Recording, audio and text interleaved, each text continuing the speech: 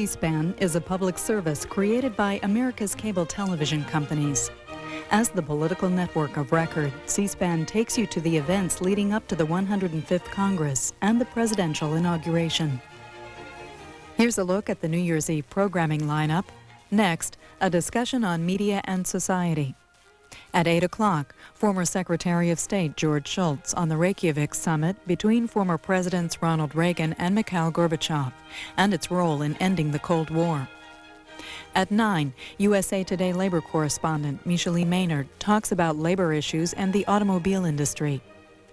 And at 10, Charleston, South Carolina Police Chief Reuben Greenberg on police and crime prevention.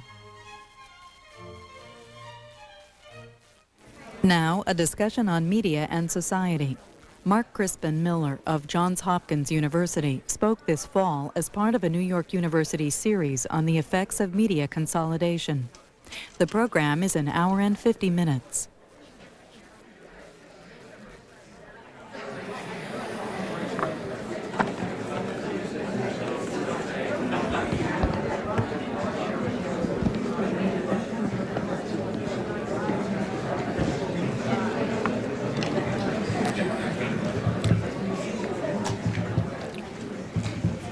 Good evening.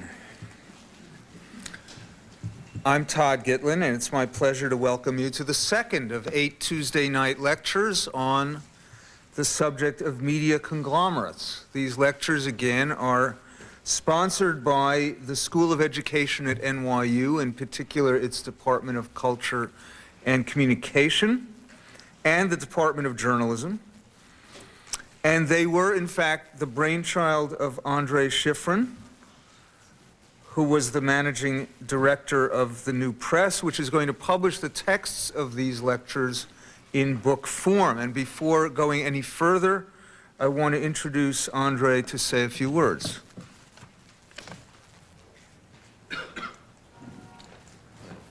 Okay. Thank you. I'm grateful to Todd for introducing me so kindly, but also for having organized these lectures in really quite a remarkable way.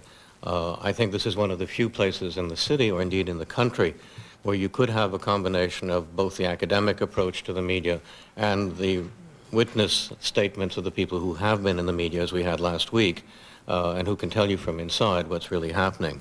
An enormous change has taken place in all of our lives through the change of ownership in the media, and this series is really geared to telling us as much as we can find out about that.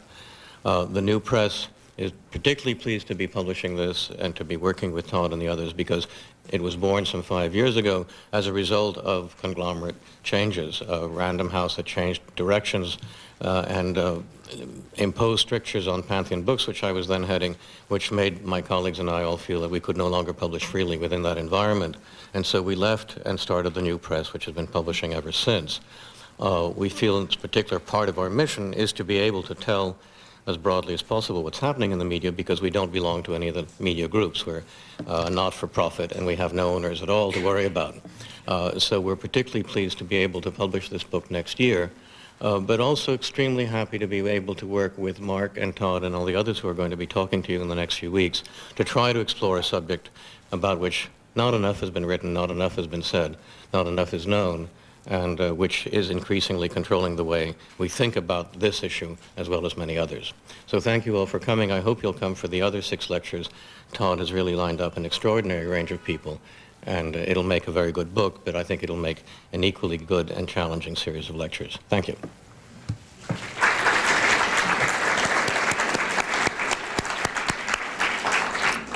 Thanks, Andre. I want to mention that next week's lecturer is Thomas Frank, editor of the Baffler magazine, and he has, I think, an extraordinary grasp of the ways in which cultural liberation turned out to be quite different in corporate hands than many people thought.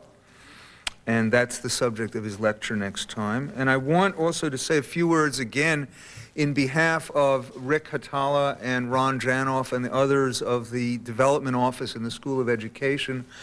I don't want to deliver much of a commercial here, but I just want to say that I think it's remarkable to find a staff and an intellectual enterprise in a university these days that's prepared to take on these issues which many of us try to teach about and here are trying to bring to a larger audience. Well, in the week since we last met, the curtain rose a few inches more to reveal a few moves in the high-stakes game of media monopoly, or oligopoly to be precise about it. Where access to the cable is concerned, it's a seller's market. A nice deal if you're the seller with a monopoly. For example, if you're Rupert Murdoch, and I don't take it any of you is, and you control the satellite that beams into China, and the BBC has been a bit rambunctious in its treatment of human rights in the People's Republic, and you want to ingratiate yourself with the Communist Party who permits broadcasting from the satellite over its airspace, well, you kick them off your satellite.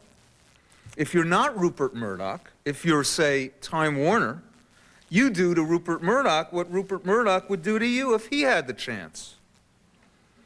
Last week, or in the last few days, and the story is still unfolding, we see what happens when the world's noisiest victim of unjust power, Mr. Murdoch, yelps. Mr. Murdoch's just launched Fox News channel has been shut out of most of New York and other cities by Time Warner. Murdoch complains that Time Warner reneged on a handshake promise to give him a slot, and thus a chance to compete with CNN. Time Warner protests that its space is all taken, because it already guaranteed competition in all-day news by granting Channel 54 in New York to MSNBC, the Microsoft NBC startup. So Mr. Murdoch's Fox News had to start up last week with a mere 17 million households across the land, for which he is reported to have paid at least $10 per, or a grand total of $170 million investment minimum.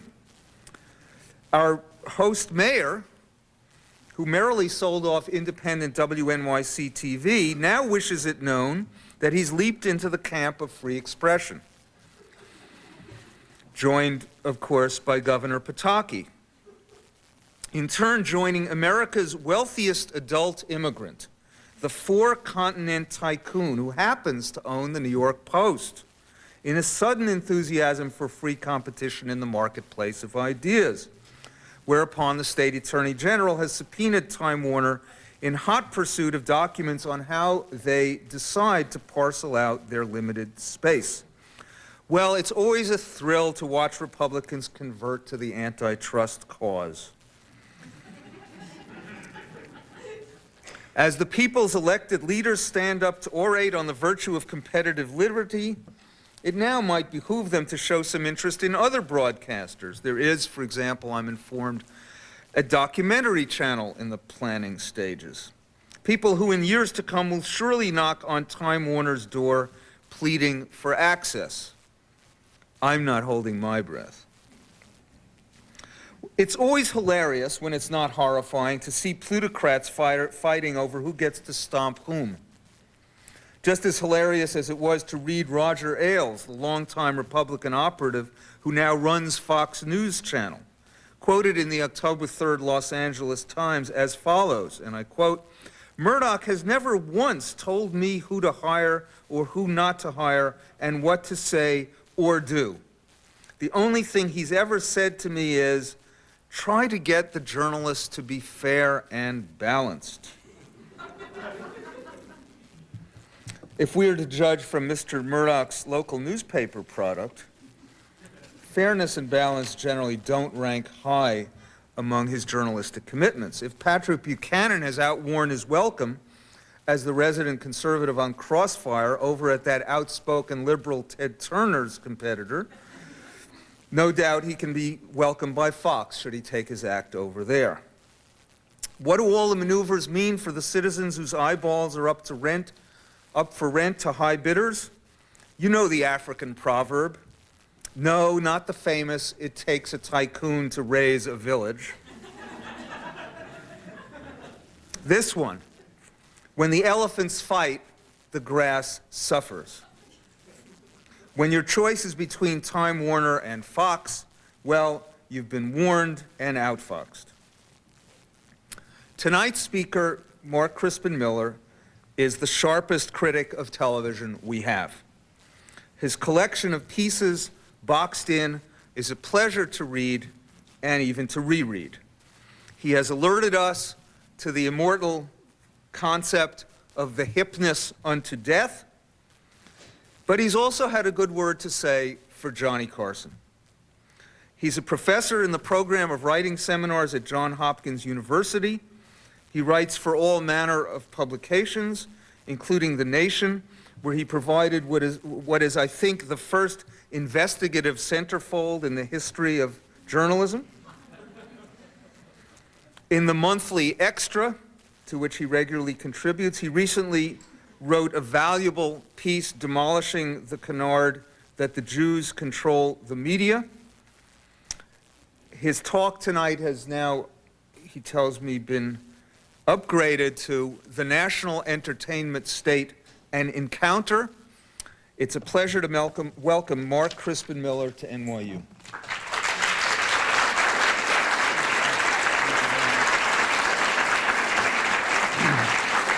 Thank you. Thank you very much. Thanks, Todd, and thank you, Andre. I am going to help to realize the mission of this series, as Andre described it, because I am an academic, and I'm also going to offer, I'm going to testify. I was on TV and lived to tell about it. I want to show you a tape of my appearance on Reliable Sources. Did anyone see that already by any chance? I don't want to bore you. When The Nation came out last June with our chart of ownership, there really was an overwhelmingly positive response. We were all delighted and not a little surprised that so many mainstream media organs saw fit to call attention to this thing, and not in a hostile spirit at all, except for the Wall Street Journal. Frank Rich devoted a column to it. Liz Smith devoted half a column to it, which did not appear in the LA Times that day. Molly Ivins, Bill Powers in the Post, USA Today, NPR. It was really terrific. So I wasn't really terribly surprised or suspicious, as I suppose I should have been when I was asked to be on Reliable Sources, because this was the first time that one of the parent companies on the chart indirectly requested my counsel, you see. I think it was a very interesting experience. As you'll see, I was taken aback by it, and well, I guess I'll be interested in your reactions. I didn't expect such hostility, and I don't think I handled myself terribly well, but I want to use this experience as a way into the whole question of why it is that many people in the media, among others, but primarily people in the media, think about the media the way that they do. It helps me to think about that encounter dispassionately and to try to examine it as a text, you see. So it's about 8 minutes. There are a couple of commercials at first, which I included in this excerpt just for the sake of, the proper flavor. And we'll just watch. Before me, Reliable Sources has 2 people on each week. And the guy who was on before I was on was Mike Murphy, who was a Republican media consultant. I don't know if any of you has seen A Perfect Candidate, but he is in that. He worked for Ollie North during the Senate campaign. And he was on before I was on, talking very fast and saying the same thing over and over. And the panel seemed to like him fine. So we'll start watching this, and then I'll take up from there. I had to take penicillin for 9 years. Probably it saved my life. I'm a pharmaceutical company researcher. We're developing these compounds for treating gram-positive infections that are multi-drug resistant. My hopes really are that someday some kid will have the drugs available to them to save their life. He uncovered their secrets. You were instructed not to come here. So they buried him alive. Still breathing. A special encore presentation of The Lazarus Man. Tomorrow night at 10 on TNT. Welcome back. Topic number 2, a forecast of doom and gloom in the media's future. The national entertainment state. That is the italicized prediction of what's ahead for the United States unless action is taken to avert what's called our contracting media cosmos. The June 3rd edition of The Nation magazine carries a lengthy and controversial speculative article focusing on what it says could lead to the death of broadcast journalism. It talks about the 4 giant corporations that control the major TV news divisions, NBC, ABC, CBS, and, if the feds allow it, CNN. And it adds these descriptions. 2 of these 4 corporations, General Electric and Westinghouse, are defense contractors, both involved in nuclear production. While the other 2, Time Warner and Disney Cap Cities, are mammoth manufacturers of fun and games. The Nation charts it all out, arguing that the tentacles of corporate influence reach in all directions. The article goes in for some heavy speculation along these lines, that Tom Brokaw of NBC, which is owned by General Electric, might find it difficult to introduce stories critical of nuclear power, or that ABC News, owned by Disney, will never again do an expose of Disney's practices, and that CNN or any of the others does not touch the biggest story of them all, the media monopoly itself. No proof offered, just assertion after assertion. Piece in The Nation magazine, Mark Crispin Miller. He is chairman of the writing seminars at Johns Hopkins University. Assertion after assertion. Comfortable with that description? Oh, absolutely not. I think there are plenty of examples in the essay. Give us some examples in which you see that media cosmos shrinking. Okay. First of all, I want to say that, while I can come up with several egregious examples, many of which have been in the press recently, the most troubling consequence of this kind of corporate control is, in fact, what you don't see and what you don't hear about. That's the thing that's most worrying. But we've all heard, for example, about the fact that day one, ABC was forced to apologize to Philip Morris for broadcasting an entirely true report about the use of nicotine in Philip Morris's cigarettes. But you can't prove, really, I don't mean to just monopolize, but you cannot prove that ABC caved in to Philip Morris and that there might not have been one flicker of inaccuracy in its report. Well, I've never heard anything to the contrary. I suppose some would say you can't prove that cigarette smoking causes cancer, right? The technical point that they wound up having to apologize for, and it was a very narrow one, was whether the company, the tobacco people themselves, actually went out and bought nicotine to put it back in the cigarettes, or whether they used the nicotine they themselves had taken out. That was the inaccuracy. The use of the word spiked. Let's keep it on media terms. That was what I said. I'm as concerned as anybody about the concentration of media power, but it seemed to me that you sort of blame these big media companies for everything but the heartbreak of psoriasis.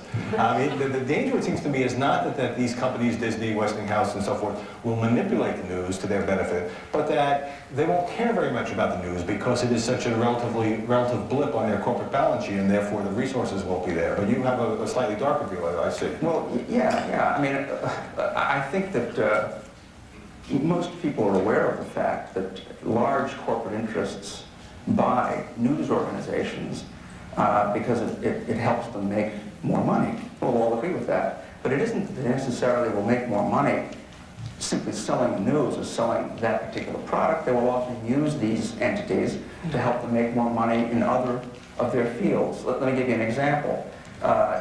General Electric, which bought NBC in 1986.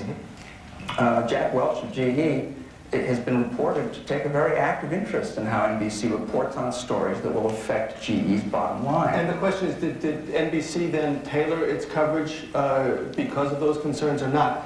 Because I'm glad you're on the case, but I've never seen you close the loop before, and I'd like to see it closed. Yeah, I think what we're talking about here is that we've had the golden age of so-called objectivity in America, and we are unique around the world for the way we have divorced the corporate side to some extent, to a large extent, from the news pages. And in fact, businesses understand the way you make money in news is not by promoting directly your product, but by having a credible news product, and you make money that way. However, the reason I am glad that you're reporting this, although I do think you go too far and you close loops that can't be closed in some cases, is I think that we are seeing greater pressures and more slippage in this area. And I have to say, on the point of ABC and Disney, that Chris Wallace was on National Public Radio this week acknowledging that one of his exposés of a Disney theme park, I don't know what he was exposing, just a negative piece, he said he didn't think it would be likely he would be doing that again anytime soon, now that Disney owns ABC. So it may be a slight emphasis, it might be something you decide not to look at. It's worth talking about. Let me come up with a couple of examples that won't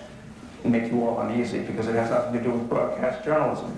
You all read the stories about what happened at Premier Magazine recently, which is owned by Revlon, which is owned by Ronald Perlman, and has Chef Philippaki, a French-based media conglomerate. CEO is David Pepper, and they, frankly, spiked a story about Planet Hollywood and Sylvester Stallone because Ronald Perlman has business with that restaurant chain. And resignation of the two top Yes, they resigned. The fact is that they were quite straightforward in saying that the reason they spiked the story was because it was just not the magazine's business to be posted. But let's be clear, by the way, you're not going to make us feel uneasy by bringing up broadcast. We've criticized those very mergers on this show in fact 3 or 4 or 5 times. You say something about it never being discussed here at CNN. In fact, on this very broadcast, we've dealt with that issue. I say that back in the days when ABC, CBS, and NBC basically ruled the broadcast world, you do have a lot more companies now with a lot more cable outlets, with the internet, with talk radio, allowing more points of view to get across. I think that's one thing that works against the trend that we are all concerned about. If you can bear the suspense, let me break in here for a moment. We'll be back picking up this issue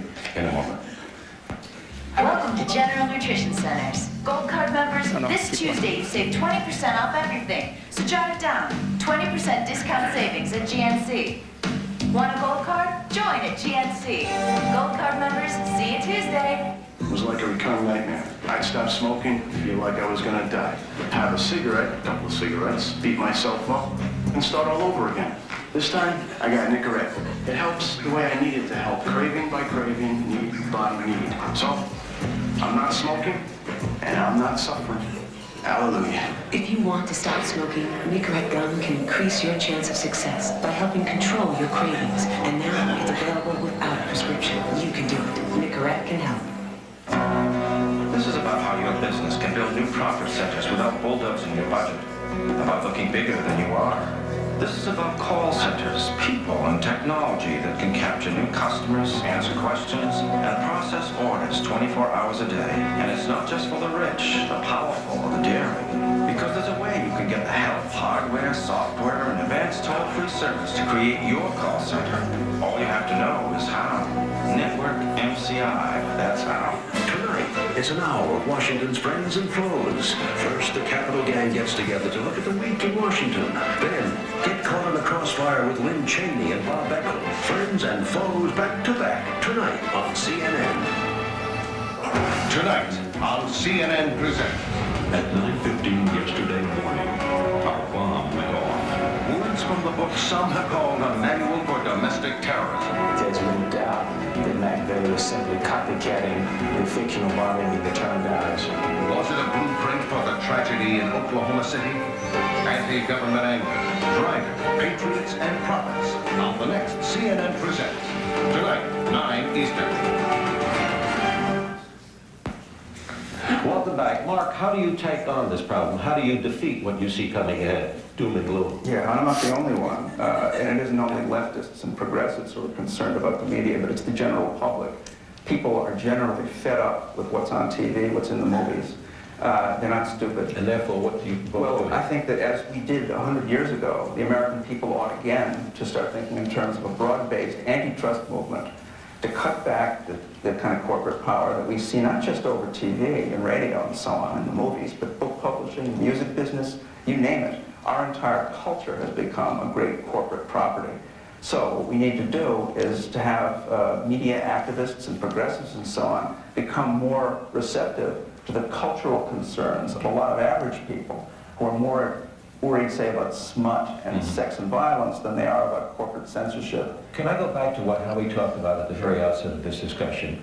No argument on the issue being discussed, but do you get a feeling, as I do, that Mark has kind of overstated the case, made it too alarmist? No, I think he's concerned, legitimately so, about what might happen if this trend continues and if the corporate owners become more bold, as in the case of Premier Magazine, and trying to dictate news coverage. But I think that, you know, however much we might be uncomfortable about it, this era is here to stay, and what consumers ought to do is not just rely solely on CNN or the Washington Post or talk radio, but ought to look at multiple sources of information to make up their minds. And I think it's terribly important, Mark, that we continue to look closely at this, that there be watchdogs. I complain sometimes that we bark at everything and then we lose our bite, but we must watch this because let's keep having the standard that it's wrong to do this. I'm worried about slippery so that the standard is that it's okay. And we really have to keep going. The best service in your article, I know you love your words like all professors, but it's the fact that lists every single tie of the big corporations to the media and to the defense industries and so on. That's very valuable. Last word to our guest? Well, I would suggest we start by thinking of the people as citizens and not as consumers. And I would suggest that we, or you, I guess we in the media, realize that we only have so much power. The real power is above us. It's the power of the purse string. It's just as important, and it's just as potentially oppressive as any kind of state power. People know that, and I think it's time for the people to act on that knowledge. Mark Crispin Miller, thanks very much for joining us. Mark Crispin Miller of Johns Hopkins. When we come back... Okay. Thanks. That was quite an experience. But, you know, looking at it in retrospect, not really terribly surprising. I'm just going to read you a brief passage from the latest issue of Time magazine. The cover story is called The News Wars.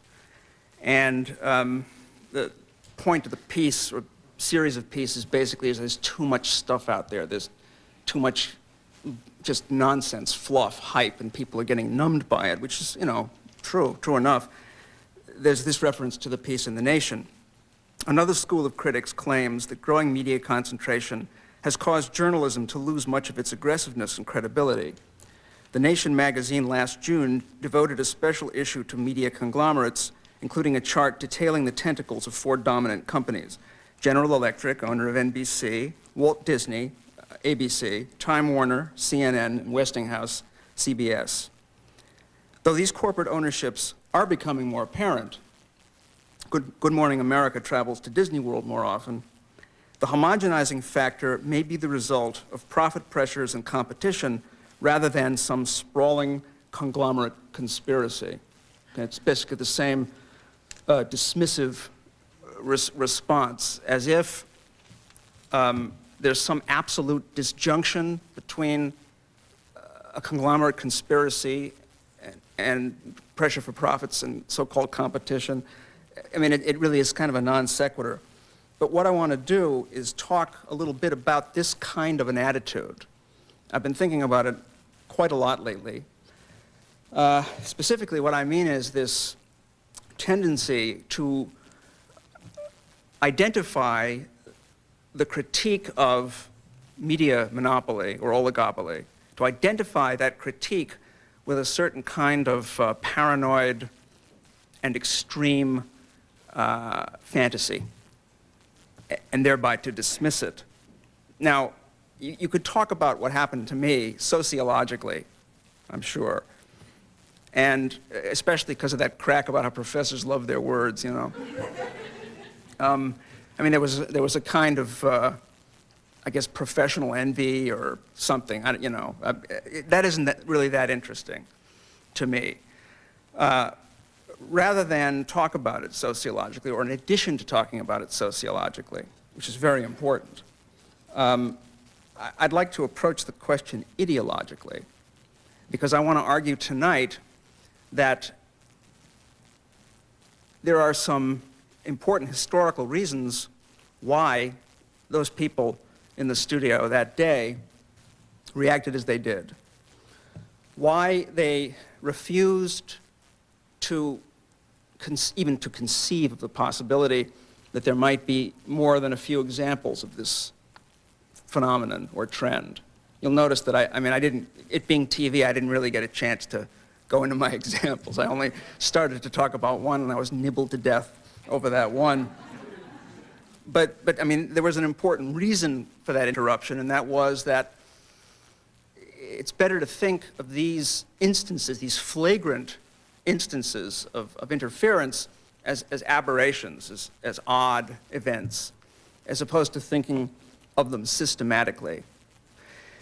Likewise, it's better to think that we have an unutterable range of choices, whereas we didn't used to.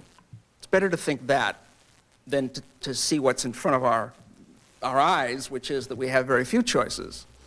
I mean, if you half close those eyes of yours so that things get very blurry, there are a lot of channels, it's true. There are a lot of covers of magazines at the newsstand. That's all true. But that's an ostensible diversity in front of an actual uniformity. There are very few owners. And above all, it's always preferable to accuse the critic of conspiracy mongering as if there's something secret and nefarious and evil about rational business practices.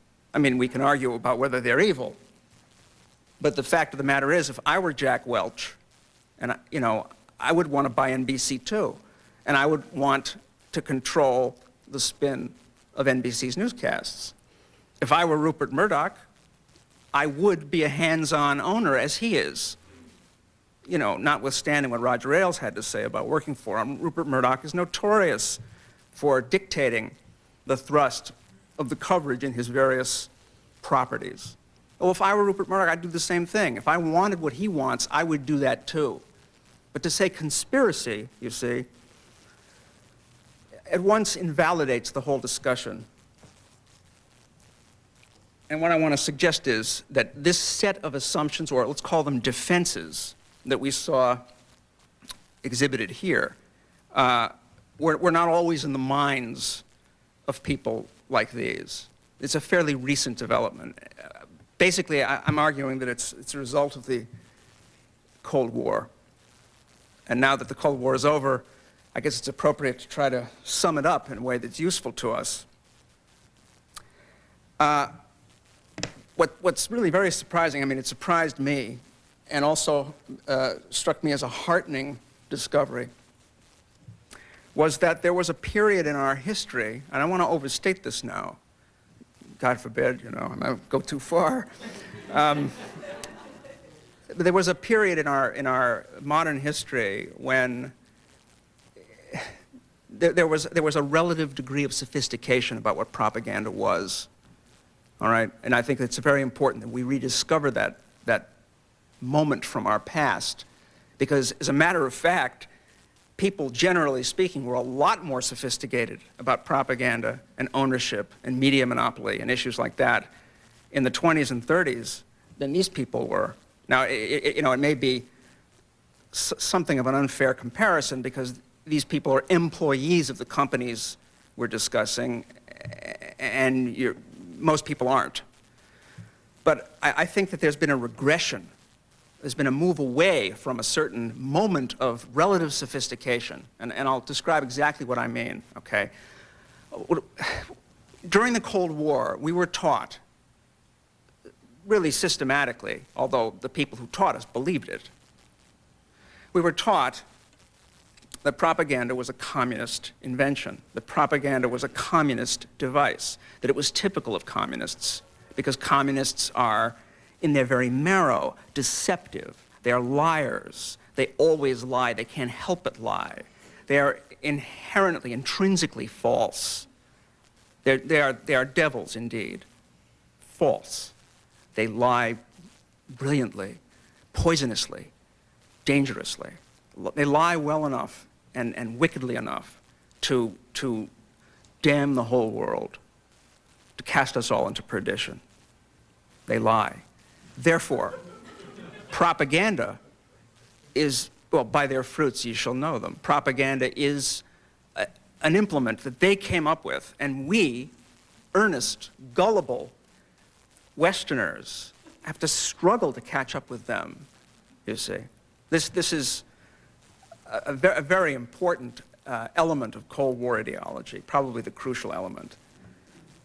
During the Cold War, communist propaganda became a phrase like, the elite Republican Guard or tax and spend liberals, only much more, a much more enduring association than either of those two. It's well worth our taking another look at this whole association, because I think it is one that the culture is still reeling from and trying to understand. The fact of the matter is that the word propaganda can no longer be used as it ought to be used because of that association with communism. We are drowning in propaganda. We are overwhelmed by propaganda, by which I don't mean lies. I mean, propaganda can tell the truth. That Issue of the Nation was an example of propaganda. Propaganda is basically, and here I'm paraphrasing a much more nuanced and sophisticated definition by Jacques Ellul in his great study, Propaganda. It's basically an organized effort to induce great groups of people to take some action, even if that might include acquiescence in the status quo. But that's what propaganda is. Commercials are propaganda, as is a political speech. Now, contrary to the great tenet of Cold War propaganda, that is, that comes out of the East, comes out of the Kremlin. It was fathered by Karl Marx, on Lenin, The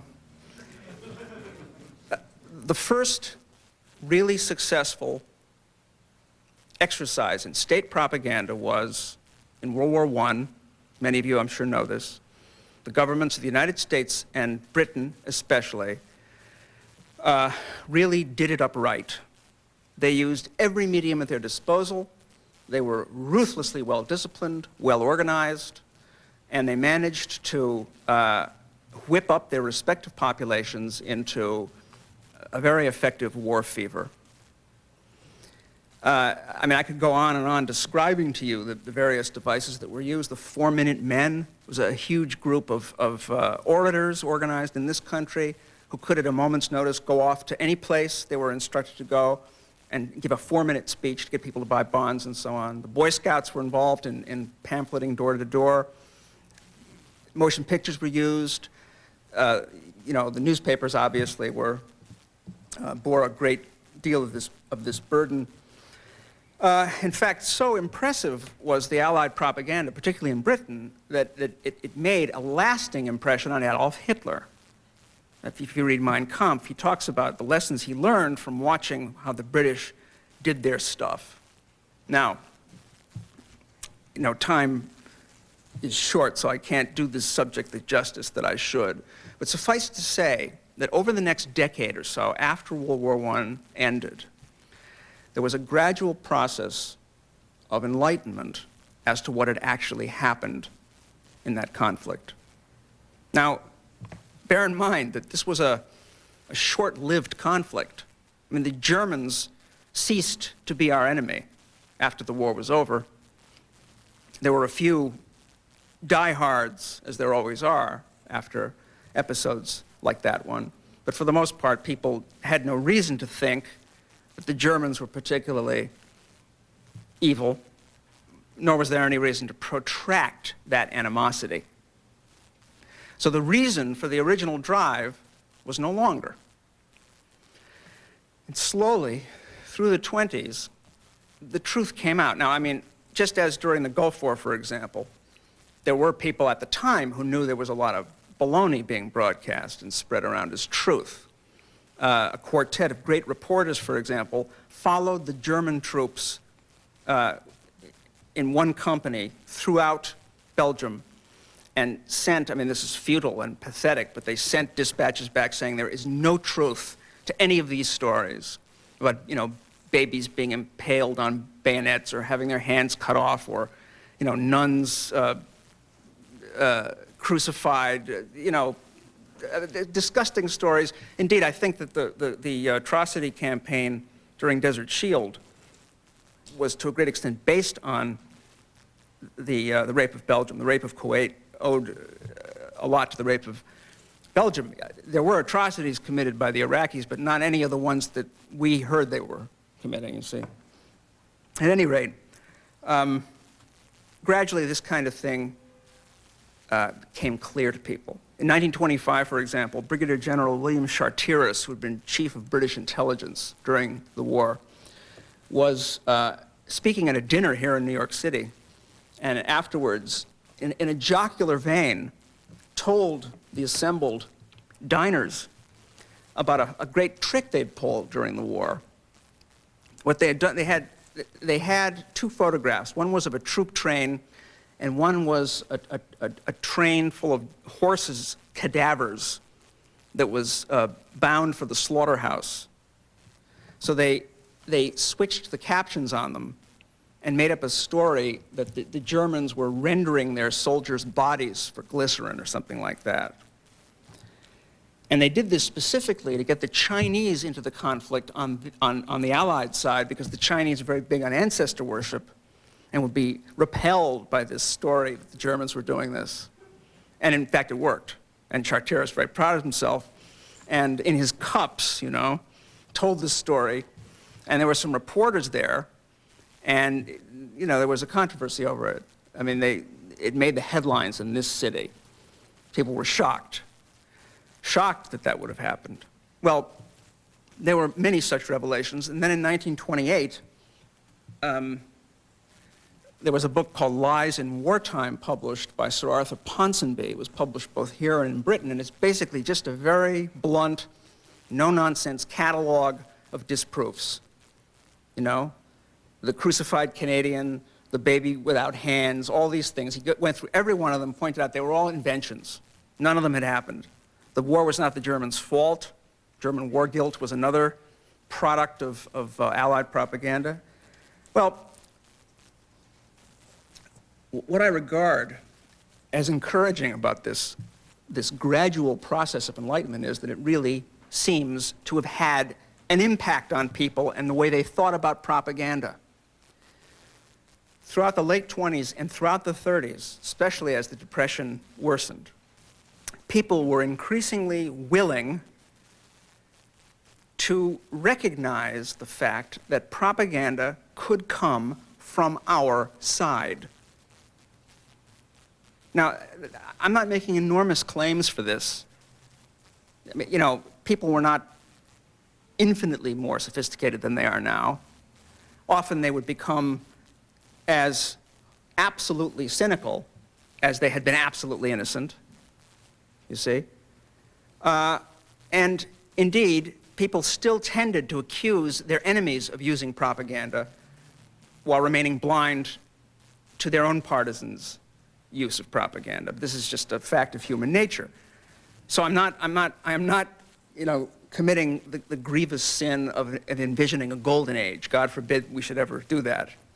But I am saying that there was a relative difference between then and now, and it involved specifically an ability to recognize that propaganda could come from our side, could come from our businesses, could come from our government, could come from our own. You see? It may not seem to be a terribly important realization until you get a load of what happened starting in the late 40s, when the enormous pressure of Cold War propaganda made even this minimal realization almost impossible for people. As propaganda came to be understood as a fundamentally communist invention, a communist device, you couldn't use the word any longer in connection with the most adept practitioners anywhere, right? which is, American filmmakers and American advertising men and so on, politicians, you couldn't any longer use it. Now, to look back on this history, this interwar history, is really, as I say, a very exhilarating thing. There was an enormous government investigation of the power trust in this country. From 1919 to 1934, the power trust, the Edison companies and so on, Westinghouse, they were involved in a massive propaganda drive to turn the American people against the notion of public ownership. And there was a huge FTC investigation. The published results are something like 84 volumes that came out in the early 30s. Some congressmen, were outraged that these incredibly powerful firms would not only make propaganda, but would do so using the money that people spend on their electric bills. This was a big story. Naturally, not all newspapers carried it, because this propaganda drive extended even to the creation of the Copley chain of newspapers, for example. Colonel Ira Copley was an Illinois power baron. He bought up newspapers, mainly in California, precisely for the purpose of pushing the power trust line. NBC radio network was bolstered and grew to a great extent for the purpose of pushing the power trust line. The name of the group that conducted this great propaganda drive was called the National Electric Light Association, and its publicity director in the late 20s, Merlin Aylesworth, was the first, went on to become the president of NBC Radio. So there was a very, very close relationship between these two things, see? That's just one example. There was a congressional outcry over the meatpacking industry and its propaganda drive. And what's probably most pertinent for our purposes in this lecture series is the fact that the commercial broadcast industry undertook an enormous propaganda drive in the early 30s precisely so as to make the nature of U.S. broadcasting commercial forevermore. A book that I recommend heartily is Robert McChesney's Telecommunications, Mass Media and Democracy, an Oxford press book, which is the story of the great and various struggle by different groups that would now be dismissed as special interests, education groups, religious groups, labor unions, to try to see to it that American broadcasting would not be commercial, that it would be something more like the Canadian or British system. Well, the commercial broadcasting industry really went hog wild with propaganda, and people like H.L. Mencken would say, this is propaganda. They're doing propaganda. And they would complain about the commercial propaganda that was on commercial radio. Well, as I say, all good things must come to an end, and this assumption that propaganda could come from our side disappeared. I'm going to give you an eloquent example of this kind of thinking. This is from the testimony of Ayn Rand at the House Un-American Activities Committee hearings in 1947. She was being questioned by Robert Stripling, who was counsel to the committee, about the movie Song of Russia, because the committee was, at that time, as you probably know, out in Hollywood trying to prove that the motion picture business was controlled by Reds, because there had been, some pro-Russian films made during the war. Song of Russia was one of them. Stripling asks Ayn Rand, would you give the committee a breakdown of your summary of Song of Russia relating to either propaganda or an untruthful account or distorted account of conditions in Russia? This is her answer. And remember, she's a philosopher. Yes. First of all, I would like to define what we mean by propaganda. We have all been talking about it, but nobody has stated just what we mean by propaganda.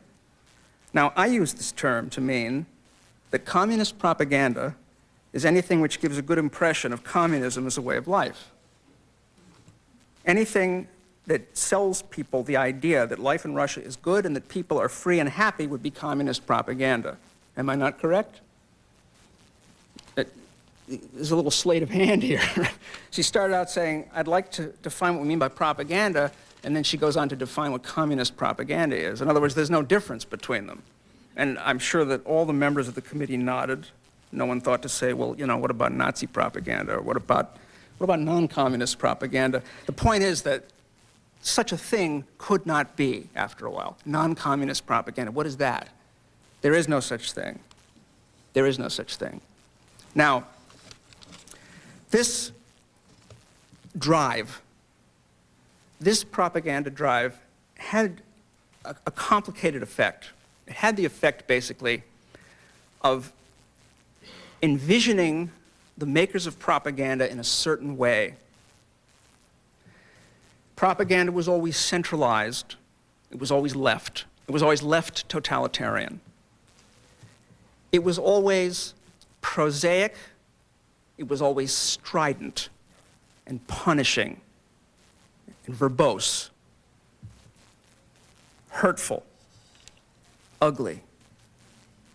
You see, propaganda was always that set of things.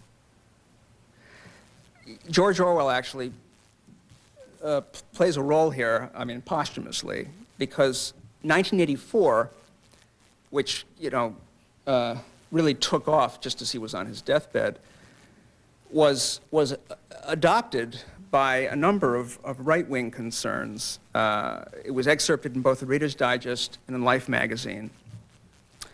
It also served a similar purpose in West Germany. It was adopted by people like DeWitt Wallace, owner of Reader's Digest, and Henry Luce, precisely as a way to demonize the Soviet Union. But the point I'm trying to make here is that people came to think of propaganda as a kind of force, a kind of ugly, strident, punishing, repetitious, dogmatic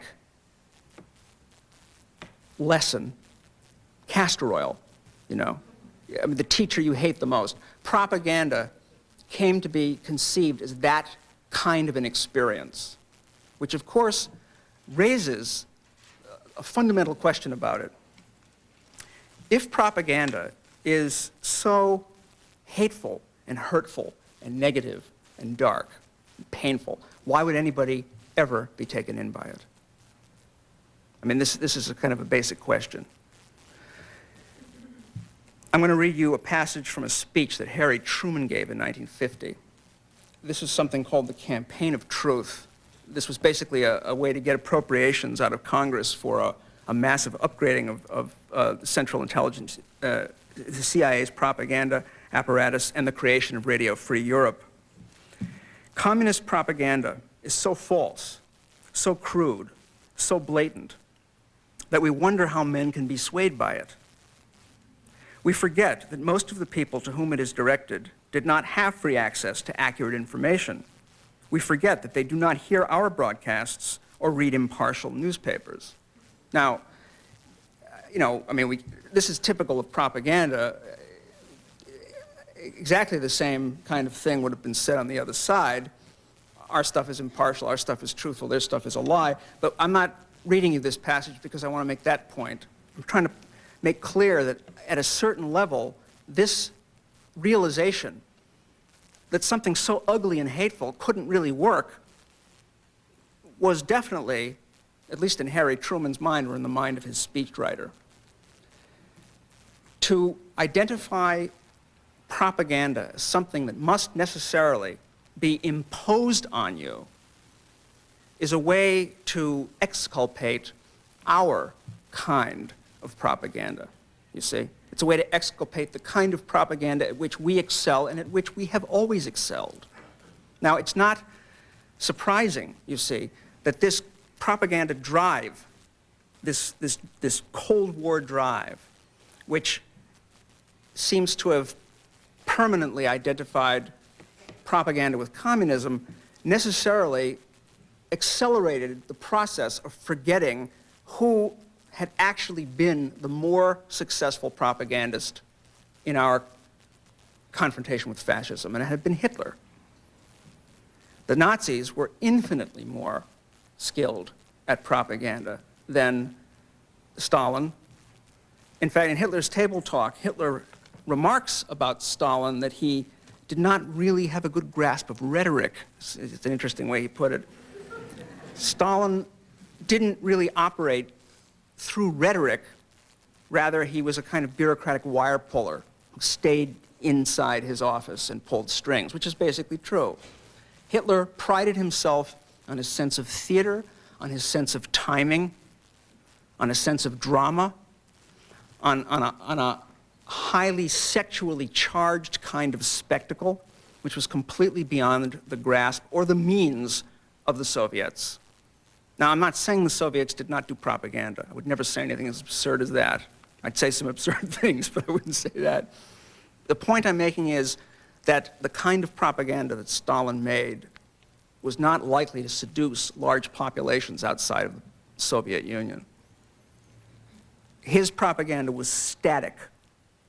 There's a book published by the New Press by Moshe Lewin about the Soviet Union. He talks about Stalin's sort of quasi-religious cult of making his own image inescapable. I mean, it's the kind of thing you see in Iraq, for example.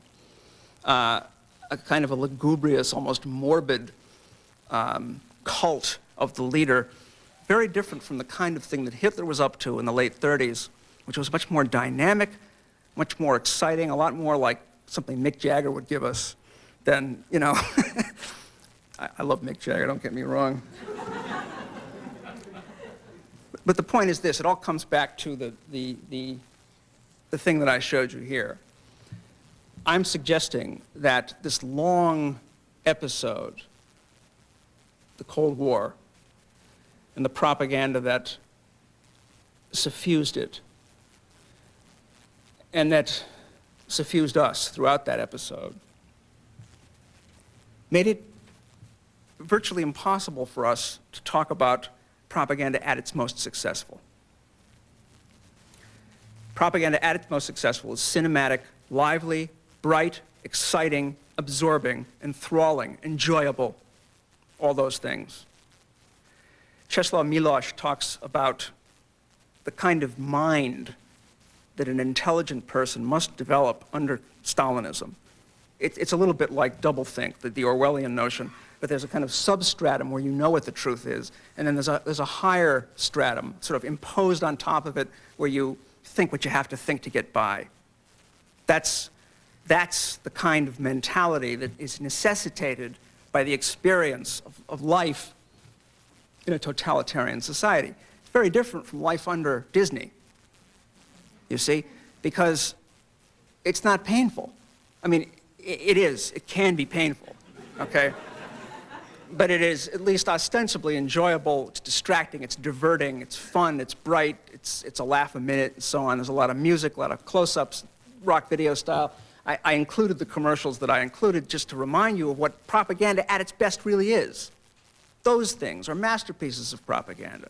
Masterpieces of propaganda. Nothing like the blunt, clumsy, 50s-style harangue that we were taught was the very essence of propaganda, you see? So really, the problem is extremely daunting. You say that TV advertising is propaganda, Disney World is propaganda, the Ice Capades, whatever you want, is propaganda. People look at you as if you're using, you know, America with a K, that kind of thing. It just seems so perverse, you know. It's so 60s. But the fact is that it is indeed propaganda. And I guess just to close one of those circles that they accuse me of not closing, did you, I mean, naturally you were talking during the ads, but there was a commercial which showed, it was sort of black and white and guys playing football in the mud. What were they selling? No, not the farm, no, that was the sentimental one about, you know, the chemist who, well, anyway, it was a very, you know, in-your-face, gritty representation of athletic display. I mean, you see this kind of thing all the time, obviously. Commercials for all sorts of, you know, Nike, Sports Illustrated. A spectacle that almost gives you the feeling that you're there exerting yourself. It tries to convey to you the subjective experience of being an athlete. Now, you know who first came up with this idea? You know who the first propaganda master was who decided that she would render the spectacle of athletic competition in this way? Yes, Leni Riefenstahl. If you read her repellent autobiography, she talks there about how she decided to shoot Olympia, which was her movie about the 1936 Olympics. And indeed, there she saw eye to eye with Hitler, because Hitler also recognized that this event would be a fantastic propaganda opportunity for Germany. It's the Olympics we're talking about, you see. If you say to somebody, the Olympics is just a kind of propaganda, they'll look at you, as if, well, you were a communist or something. I'll end with one last anecdote. Speaking of the Olympics, I was visiting my wife's family last summer. This story doesn't make me look terribly good. I'm not such a bad guy, though. At any rate, I was sitting with my son and my sister-in-law and her daughter. We were sitting, a few feet back from them, and I didn't think I was bothering them. My son's 15, and this little girl's about 8. And he was asking me questions about the Olympics, so I was telling him about Avery Brundage, and Hitler in 1936.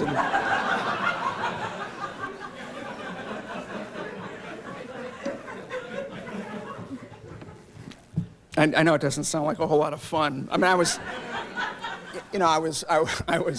speaking quietly, but I was telling him, see, the reason why I was going into this was because of that unbelievable opening ceremony of the Olympics. Remember the 4 races of the earth, or whatever it is, the big masks and all the dancing.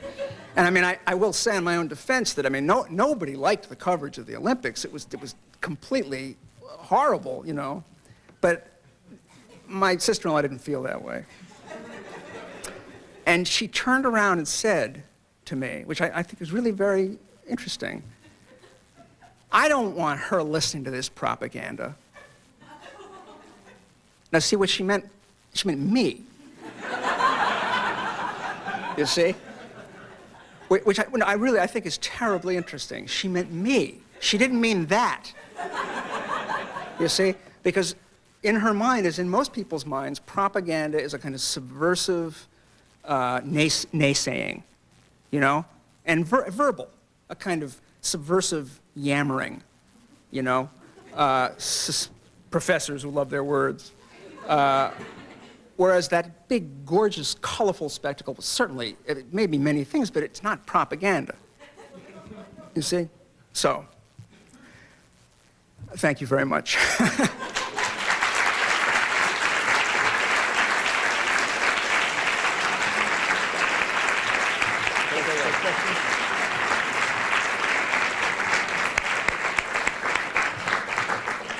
I hope you will now propagate questions, but you should do so from these mics, because we are serving the greater intergalactic good of C-SPAN.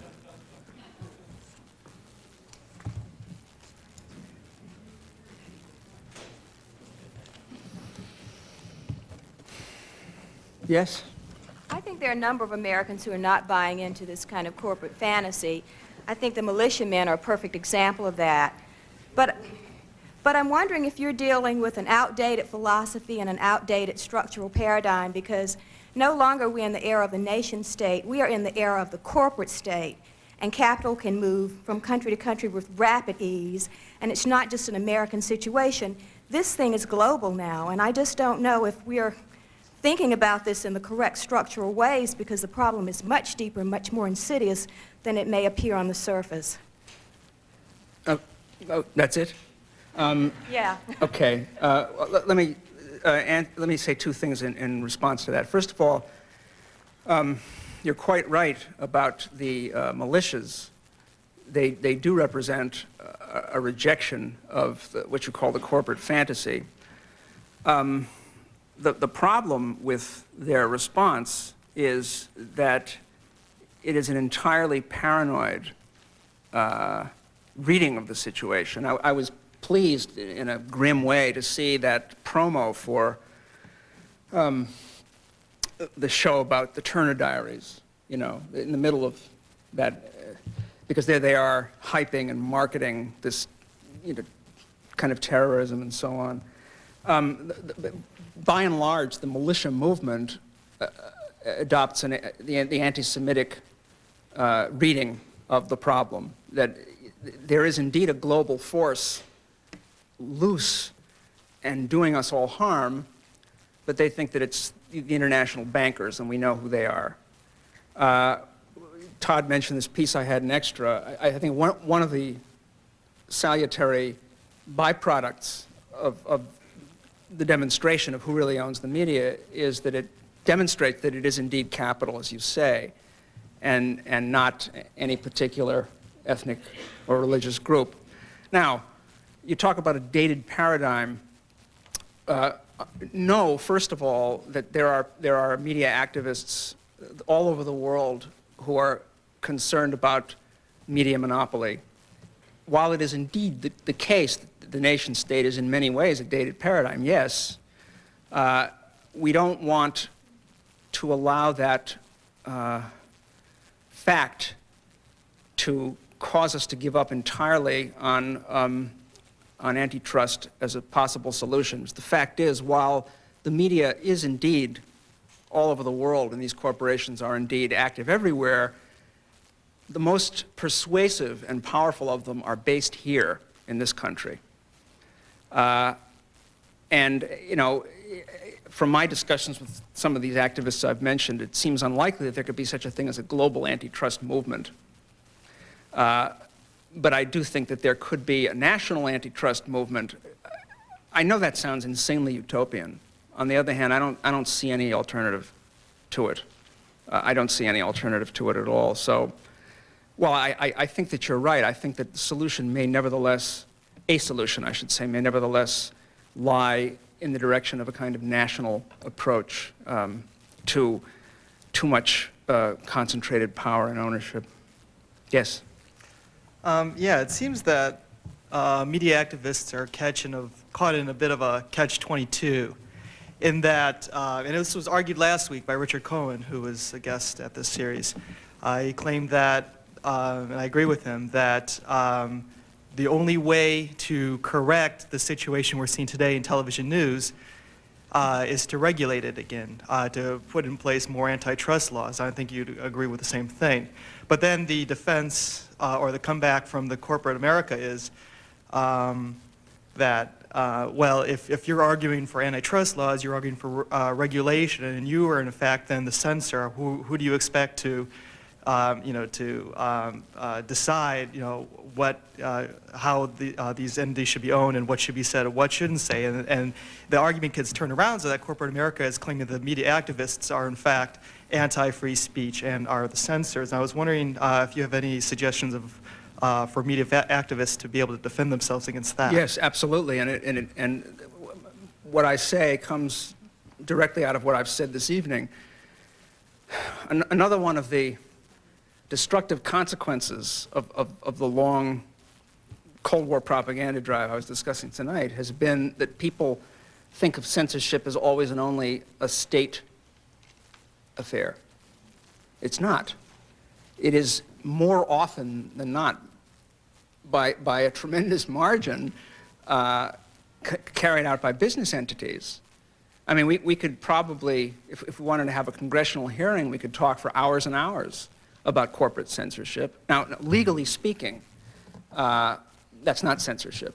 I mean, constitutional terms, that's not censorship, because indeed, the Bill of Rights is not about Philip Morris, it's about the United States government. But you could argue that the United States government has been complicitous with those interests in by creating a situation that has led to the censorship of various divergent points of view or the censorship of information that might hurt the bottom line. For rhetorical purposes, this is to answer your question more directly, for rhetorical purposes, I think we should be very aggressive in pointing out that these supposed defenders of spokesmen on behalf of free speech don't believe in it at all. I mean, just use the example of the tobacco companies and what the kind of chill that they have effected throughout our mainstream magazines for years and years. That's just one example, but it's a very dramatic example. And as it becomes politically permissible to talk out against tobacco advertising, that would be a very compelling example. But it really ought not ever to allow those forces to take the Enlightenment position. Don't allow them to claim that they're speaking up on behalf of free speech, and don't allow them to pretend that they're a force on behalf of pleasure, that they are a hedonistic force. They're not. You know, they sell unhappiness and anxiety, you know, and addiction. So I would give them no ground at all. But it's very easy to be depicted as a blue nose and a prig and a Mrs. Grundy and a professor who loves his words. That didn't bother me too much. Okay. He was actually next. First, I want to thank you for your perspicacity and your wonderful writings, which have been inspiring for me and many of my media activists and scholar friends and compatriots. And I do think you are onto something with the idea about specifying the prevailing concept of propaganda here. I don't happen to share your bleakness about the success or its success in terms of creating a large public innocence or ignorance about it. To some extent, that's a matter of what we believe most people believe, and I believe most people is a fiction. I've never met most people. I think he probably lives next door to the average American.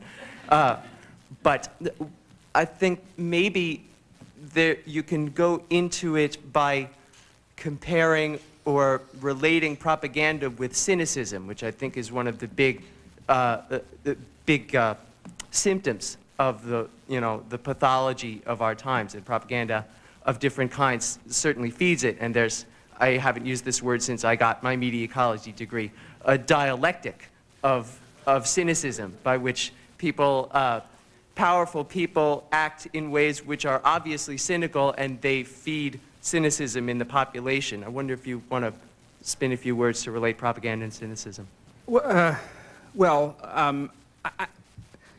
It would seem that how can I put this?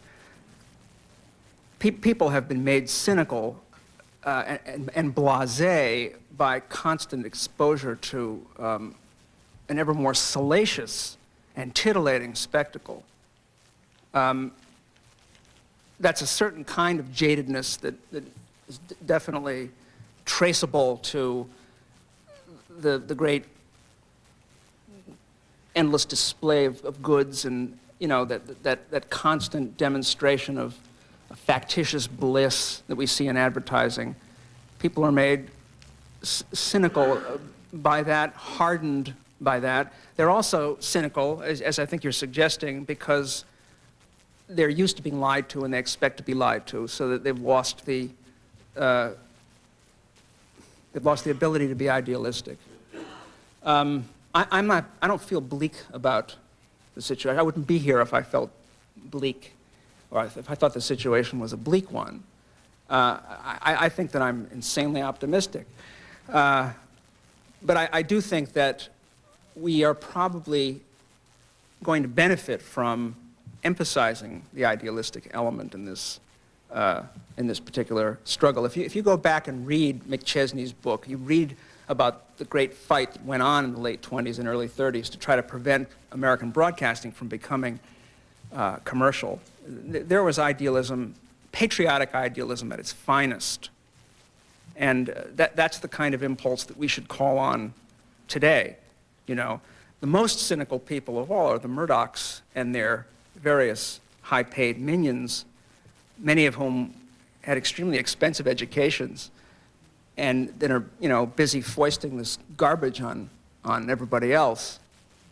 Murdoch likes to accuse his antagonists of a kind of elitism, snobbishness. They don't like what the common man likes, but in fact, what the common man, that's your average American, they live next door to each other.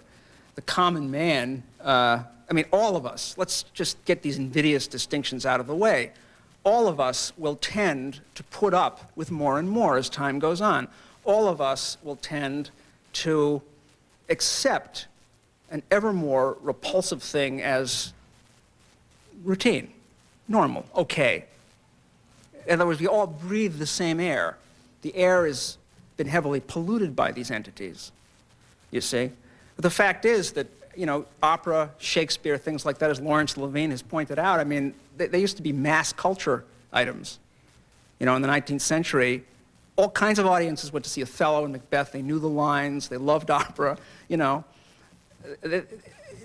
We're talking now not about really a class phenomenon any longer, but a culture industry that degrades. And the only way to speak out against that, I think, is to make some idealistic claims. Okay. I was surprised to hear that your analysis didn't deal with NSC 68, the document that Truman based his speech in 1950 on. It laid out a step-by-step plan, which was largely authored by the Dulles brothers, as I recall, about how the business of America being business, we can foist on the American public a very real enemy, at least in the way the propaganda portrayed it at the time, of communism and essentially the ogre that we had to keep away from the door. From that point forward, and I believe it was in the late 50s or so, up to $1 million a week was being spent by corporations intending to train people to believe that corporations were their salvation. And we saw the rise of the parent corporation in the 30s and 40s after the labor unrests of the early part of this century. But in light of that, what I'm curious about is how you see the point that propaganda isn't really recognized by people. I'm curious to see how you arrive at an analysis that, despite the vigorous socialist and labor press that existed in the country, that pointed out that the word of the boss was law and we had to resist that, we had to unionize. I'm curious how you see that the population today doesn't recognize propaganda for what it is, because it seems to me, in looking at the progressive media, that virtually all of the important writings deal with this very issue, that the common person doesn't have a voice, and that's why the internet is such an exciting development. Okay, now what exactly are you asking me? Again, I'm curious to see how your analysis of where mass media is today doesn't look at the overwhelming onslaught of corporate propaganda for the past, say, 45 years and acknowledge that it's a natural trend for people to essentially not come to grips with the fact that they don't have a way to speak their voice.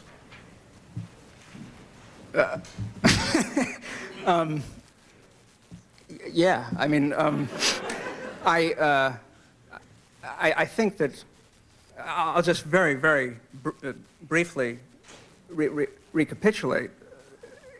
People don't think of this stuff as propaganda per se, because the category propaganda has been rendered dysfunctional. You know, it's been ruled out, and it was ruled out by that propaganda drive that went on with the great help of the Dulles brothers, as you say. But that doesn't mean people, you know, can't see that it's false, but that there's just no vocabulary for it. Let me give you an example. Talk about someone who connects with average people. I was on a panel with Ed Rollins at Hopkins, and I was the pencil head, I was the academic. And it was Ed Rollins and some other guy, a Democrat, who was a spin doctor, I forget his name. And I said, when it was my turn to speak, after these guys had talked about, spin and communicating and message and being on message, every synonym, I should say euphemism, you could imagine for propaganda. I mean, all those euphemisms. And finally I said, let's remember that we're talking about the business of propaganda, and these guys are two expert propagandists. And you could even see it in the way they answered every question, because somebody would ask a question, and it would always end up being another harangue to the effect that the Democrats or the Republicans were really doing the right thing, and they'd start hammering the table. So I said this, and Ed Rollins got really angry. And he called me professor. You know what I mean? The way that Clarence Thomas said senator, you know? And he wouldn't accept this. This is just not true. Then he started talking about Michael Dukakis's ride in the tank. Remember that? He said, talk about propaganda. Now, that's very interesting. I mean, I don't tell this story on him to ridicule him. It is typical of propaganda, winning propaganda, always to represent itself as truth and to talk about a failed version, the failed adversary version, to talk about that as propaganda. So we constantly were talking about Soviet propaganda, the dangers of Soviet propaganda, the Soviet lie. It was far inferior to ours. Likewise, during the Gulf War, we were always talking about Saddam's propaganda machine. He was one of the most inept propagandists in modern times. And we're always ranting and screaming about his propaganda skills. Well, that's a crucial fiction for the making of propaganda. I don't expect most people, even though I don't know them either, but I don't expect them to be any more astute about this than Ed Rollins is. You know, it's a conceptual problem. There are so many euphemisms for it. People don't, it would be, well, actually,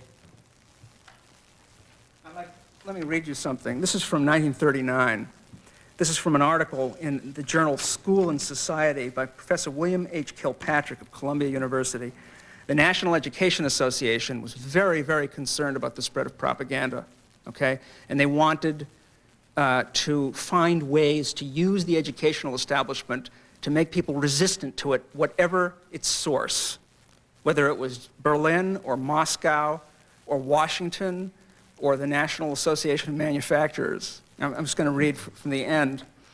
As Theodore Roosevelt said, the majority of the plain people of the United States will day in and day out make fewer mistakes in governing themselves than any small class or body of men will in trying to govern them. And now Kilpatrick says, but the people can be helped, must in fact be helped if they are to think best. And that is where the study of propaganda and propaganda methods can serve. If we of America can, through our high schools and colleges, bring up a generation able to see through even the grosser and more obvious efforts of propaganda, we shall raise the standard of American social and political thinking high above what it now is. And this is no vain hope.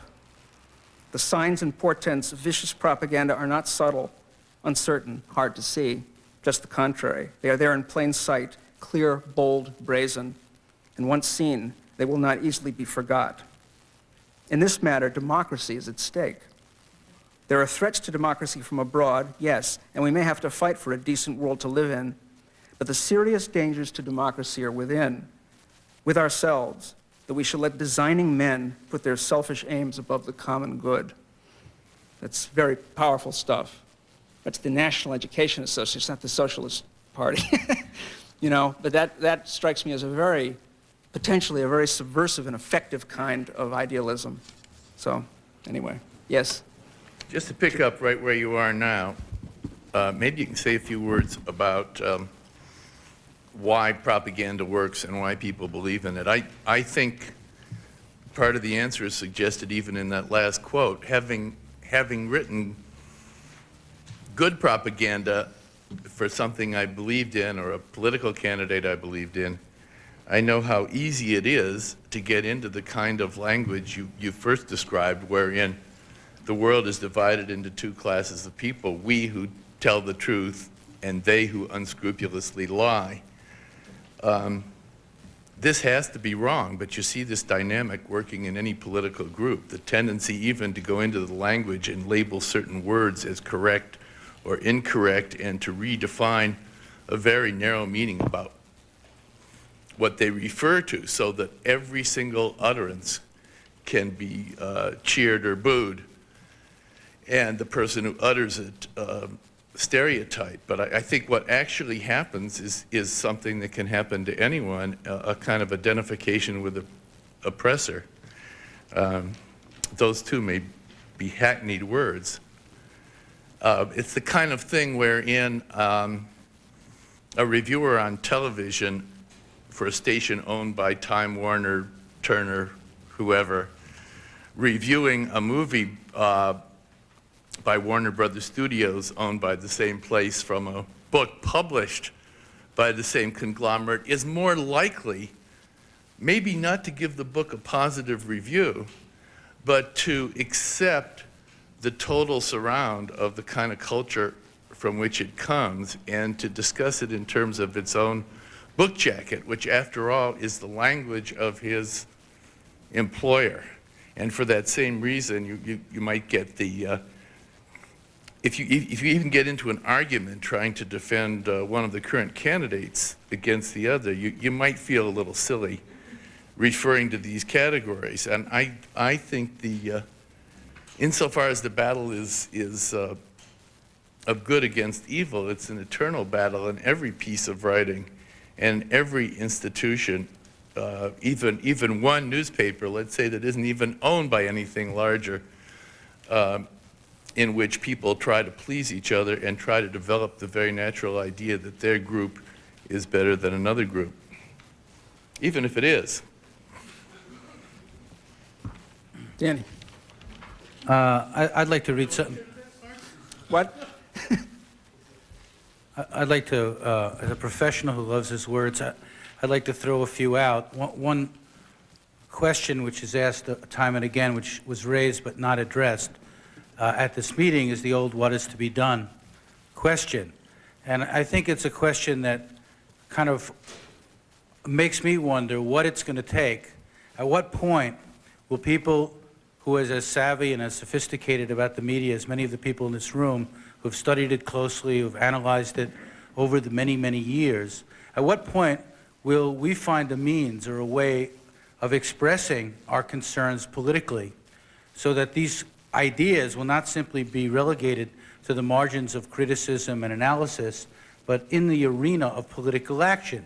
In today's New York Times, I think Todd made reference to, but did not read for our pleasure and amusement, a full-page ad directed to Ted Turner and Time Warner, and from the Fox News Channel, Mr. Murdoch, unsigned. And Mr. Murdoch's people here say they should know that censorship and monopoly control are never a pretty picture.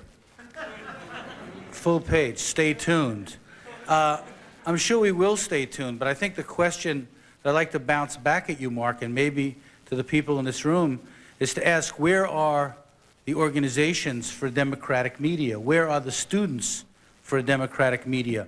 Where are the organizations in our country who want change, making media reform and anti-monopoly part of their plank, so that these issues can force a political response? And I think that's the concern that I have. Otherwise, we're all just sort of moaning and whining about trends that people don't feel they can do anything about. In fact, we probably can do something about it if we try to figure out what and how. Thank you. Yeah. Yes. Danny, you know very well that I agree completely with what you're saying. And, you know, one of the points I argued in that article in The Nation was, it came up in the Lion's Den there, was that it's going to be necessary to move beyond the usual purview of progressivism in order for this to have any kind of political resonance. I mean, I'm really serious when I say that I think we should make common cause with people who would otherwise go with Terry Rakolta and the Reverend Wildman. The only organized political groups that try to speak to people's hatred of the media are on the far right. And they do that in the old scapegoating way. They do not believe in antitrust. In fact, they want to run the monopoly themselves. Pat Robertson is, you know, a media tycoon, a big media tycoon. Rush Limbaugh is a big, big Exactly. Those are the words I was looking for. But the point is that when Dan Quayle talks about the cultural elite, he obviously doesn't mean his own family's newspaper empire, right? So there's a lot of bad faith there on the right. I think that, progressive media activists should be talking to other fundamentalist groups like Jim Wallace's Sojourners, people like that who have, a doctrinal basis for being uneasy about consumerism and the corporations and so on, but who won't necessarily come at it from the same direction as people on the left, who I think also have tended to be too ready to laugh off the cultural concerns of suburbanites and so on. They're too ready to sneer at that. And this is where, being on the left gets into a kind of a particular regional and cultural thing, where we laugh at Hicks and, people who end up as characters in a Coen Brothers movie, But that's just a kind of snobism, The fact is that people in a group like FAIR have everything to gain from making common cause with people who are upset about smut on TV. The thing to argue is that censorship is not the answer. It never could be. It's unconstitutional. It's impracticable anyway. But if the culture is not any longer dominated by a few Murdoch types, then there will at least be more diversity in the spectacle, you see, and there will be, if you believe in the market, there'll be product for different audiences, smaller publics, so that the spectacle will at least be somewhat variegated, and it won't be inundated by trash. So that, that's the kind of political response I'd like to see, and there is no group such as Danny plaintively asked for a moment ago, but that's the kind of group that should, I think, come into existence. Yeah. I was thinking that maybe the next time you do this lecture, it should be called the International Entertainment State. And as we know that now America's greatest export product is entertainment, television and films, and these programs have an enormous impact on indigenous people. I did a program on WBAI radio earlier in the year where I explored the impact of satellite television on indigenous people and what is happening to their cultures as a result of this, and how fast it is. We don't have to invade countries with armies anymore to take them over. All you have to do is introduce television, and it can do it a lot faster. And what rings in my mind is Professor George Gerbner down in the University of Pennsylvania saying that it's not really the commercials that he's worried about, it's the lifestyle values of the programming which the people in these other countries see, who all of a sudden see people running around in fast cars and all these affluent symbols that they think now is what the reality that they want to live in. I want to point out that one of the people that I did interview, who's an authority on the country of Ladakh, which is in the Tibetan Plateau. It is actually known as Little Tibet. It was not invaded by the Chinese because the Indian government annexed it at the end of the last century. However, they've only had satellite television for about 7 years. And what she's perceived is that she's seen already instances of people young girls who've come down with anorexia for the first time in the history of their culture, 2,500-year culture. Where the children, and all the television programming, by the way, is geared towards the children. It's geared towards children, the advertising and the programming. The children hate their culture. They hate being Tibetan. They want to be white. So there's a force out there that's tied in with this entertainment thing that is creating what we call a monoculture, a one-world culture where everybody's going to go to the Gap and we're all going to wear the same clothes, and people's cultures are being wiped out just like species. And there's a tremendous spiritual price that we're going to pay for this, because people are really losing who they are, and addictions and all sorts of dysfunctional behavior go bananas in these societies where these breakdowns are happening. So I think this aspect is also part of this enormous entertainment conglomerate, because it's just bigger than what's going on here. I think you're absolutely right, and it's not just a spiritual crisis, but to speak more materially, it's also an ecological crisis in the making. But I would say that if we're going to try to discover politically the most effective way to mount this kind of a debate, it probably will make more sense to demonstrate the connection between the rise of anorexia among American kids than among the Tibetan kids in that pristine milieu. February of 1988, there was a piece in Pediatrics, a medical journal, finding anorexia afflicting little girls who were 5 and 6 who'd been watching a lot of TV. They internalized those body images. This is not to play down the hideousness of what's happening in places like that, but I think people will respond more readily if you can point out that it is indeed global and that it's going on here as well as in those places. Oh, that's okay. Yeah, go ahead. I wanted to touch on a question that was brought up. Were you next? Oh, I'm sorry.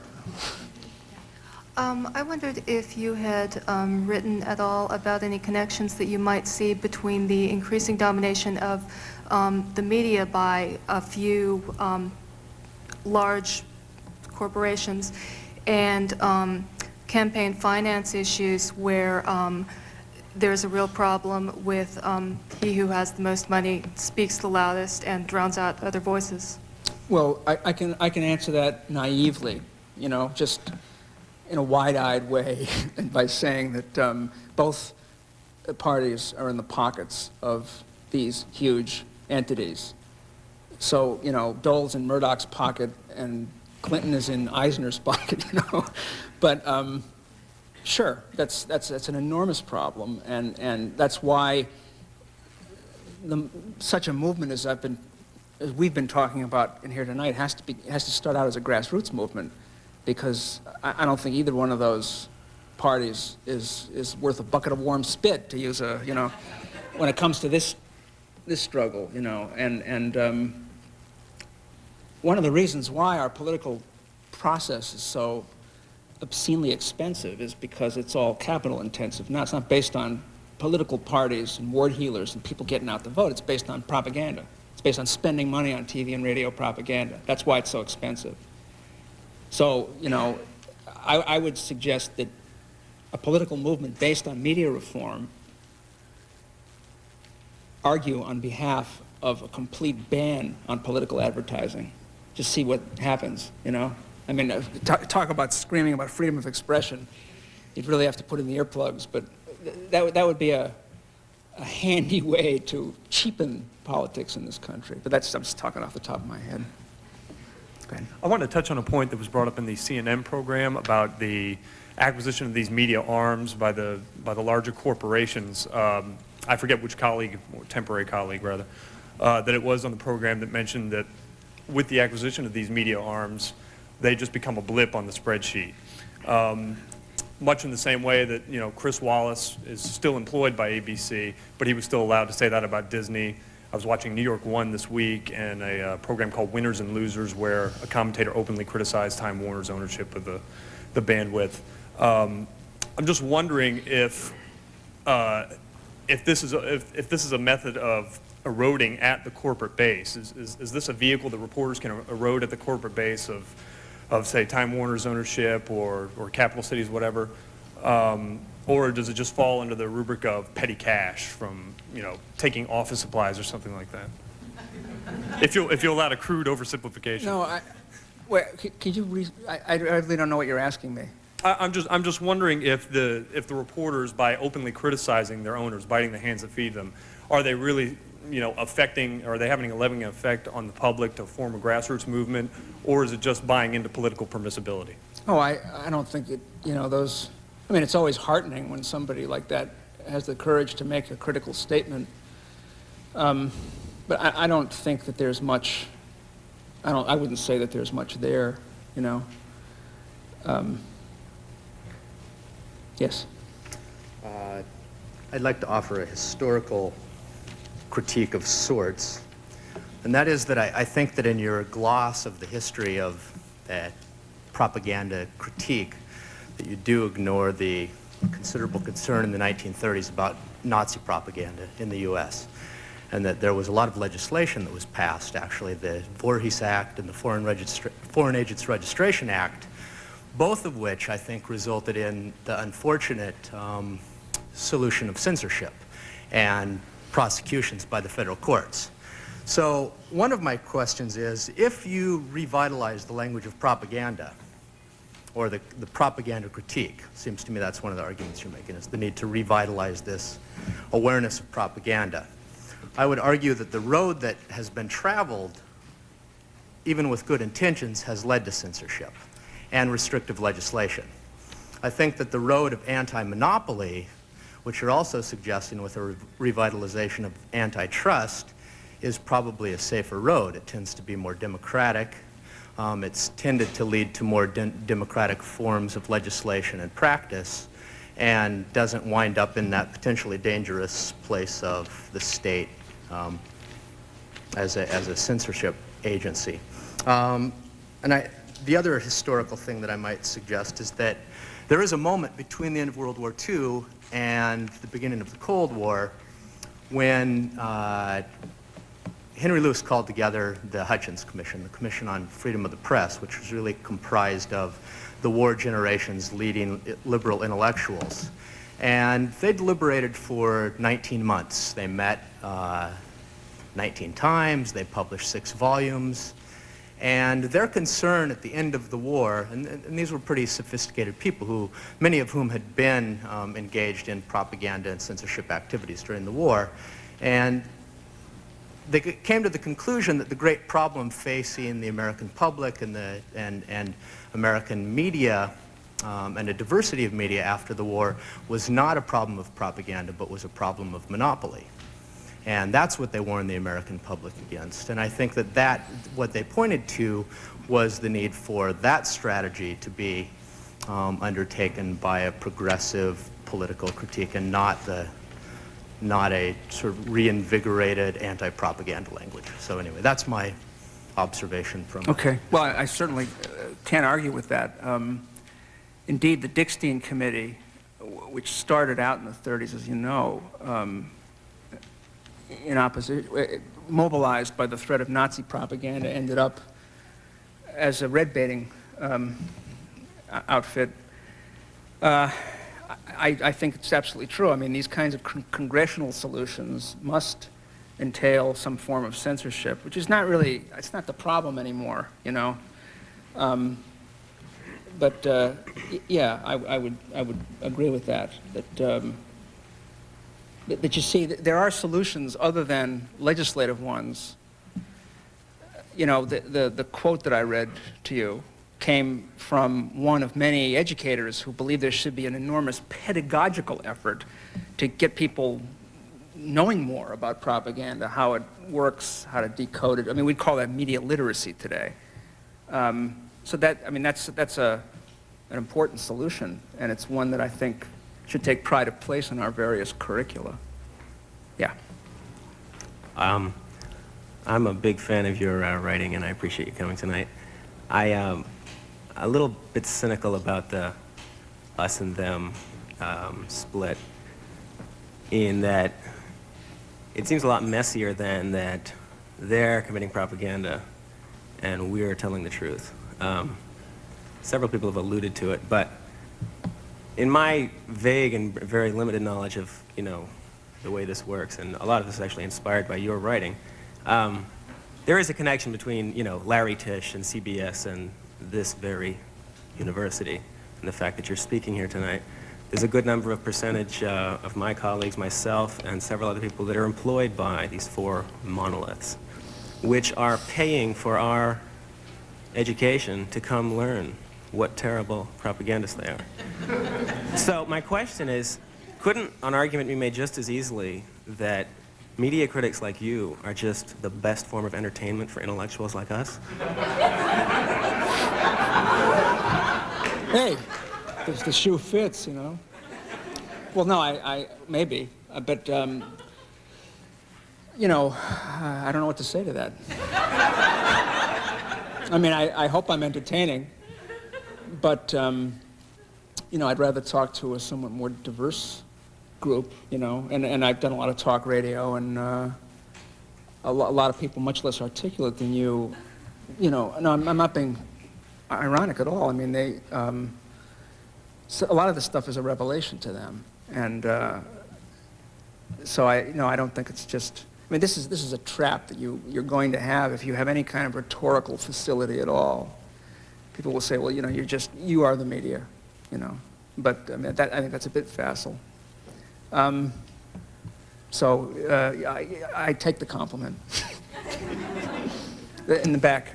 I have an announcement. It's not a question. You could call it propaganda if you want. That there are a lot of people who are involved in trying to work towards strengthening independent media, criticizing media monopolies as a movement. And the Media and Democracy Congress happened in San Francisco last spring, I guess? February, yeah.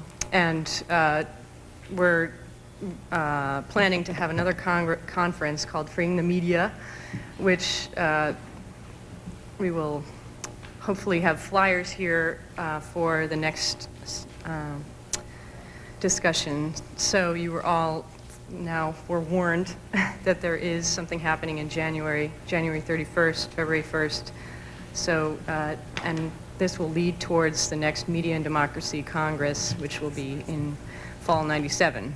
So that's what's happening in terms of local New York City media work, independent media.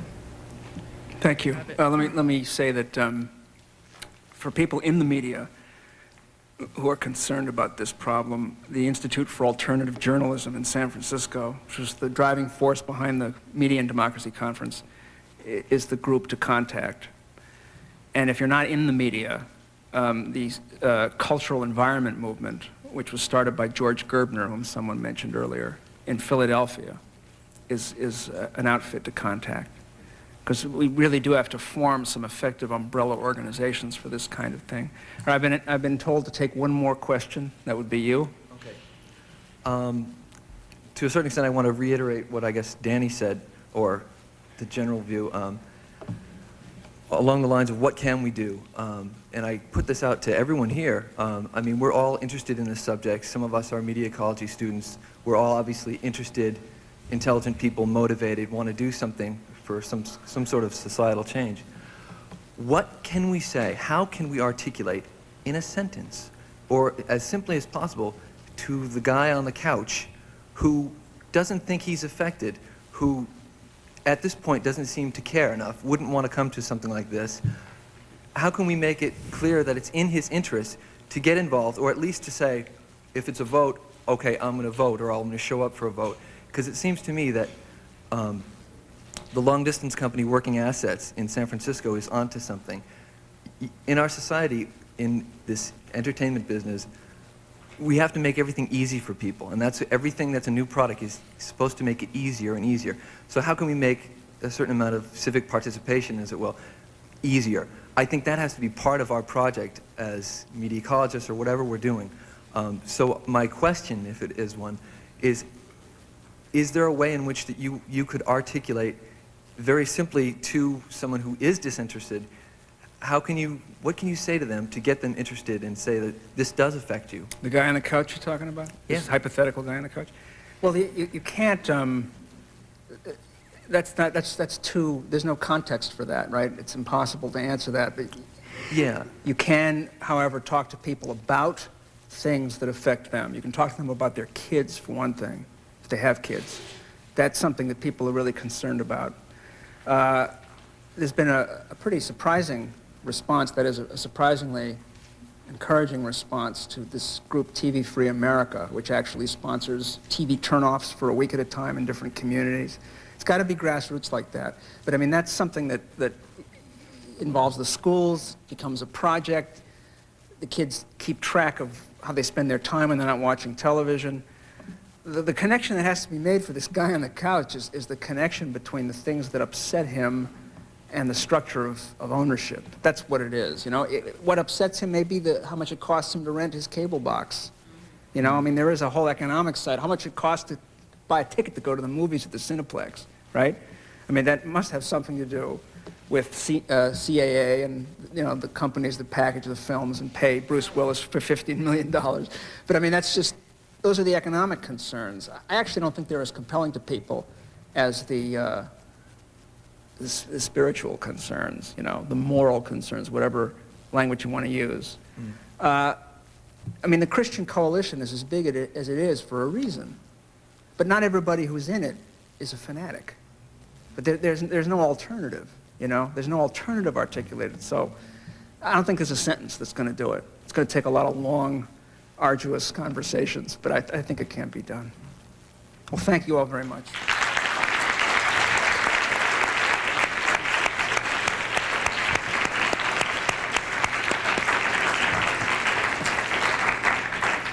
I want to thank you a lot, Mark, and I want to mention to you, we'll be back here next Tuesday night at 8 o'clock. And I understand there are some extra copies of the Nation's special Centerfold Plus issue out on the table outside if you're interested. Thanks for coming.